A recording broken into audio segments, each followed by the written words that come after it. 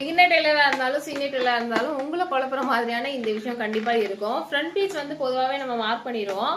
ஆனால் சில பேர் வந்து கீழே அந்த டாட்டுக்கு கீழே வந்து வி மாதிரி மார்க் பண்ணுவாங்க. சில பேர் பார்த்தீங்கன்னா ரவுண்ட் மாதிரி மார்க் பண்ணுவாங்க. அது என்னன்றதை நான் உங்களுக்கு க்ளோஸ்அப்பில் காமிக்கிறேன். இடத்துல தான், அதாவது நம்மளோட ரெடி மெஷர்மெண்ட் எங்கே இருக்கோ அதுலேருந்து ஒரு 1/2 இன்ச் அந்த அளவு கீழே எடுத்துகிட்டு இங்கேருந்து கிராஸாக ஒரு லைன் வரும். இந்த மாதிரி வி மாதிரி போடுவாங்க. ஸோ இப்படி போடலாமா, இது கரெக்டான ப்ரொசீஜரா அப்படின்னு பார்த்தீங்கன்னா, நீங்கள் வி மாதிரி போட்டாலும் உங்களோட கப் சைஸ் என்னவோ அதுதான் கிடைக்க போகுது.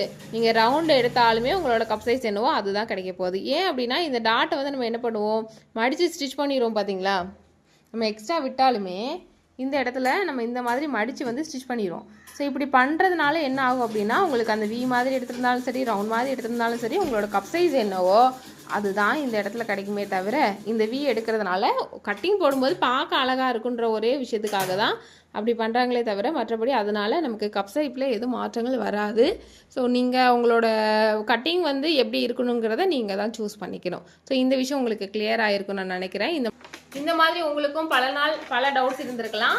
ஸோ இந்த டவுட் வந்து உங்களுக்கு கிளியர் ஆயிடுச்சு அப்படின்னா எனக்கு கீழே கமெண்ட் பண்ணுங்கள். இதே மாதிரி வேறு என்ன உங்களுக்கு சந்தேகங்கள் இருக்குன்றதையும் கீழே கமெண்ட் பண்ணுங்கள். வீடியோக்கு மறக்காமல் லைக் பண்ணிடுங்க. தேங்க்யூ.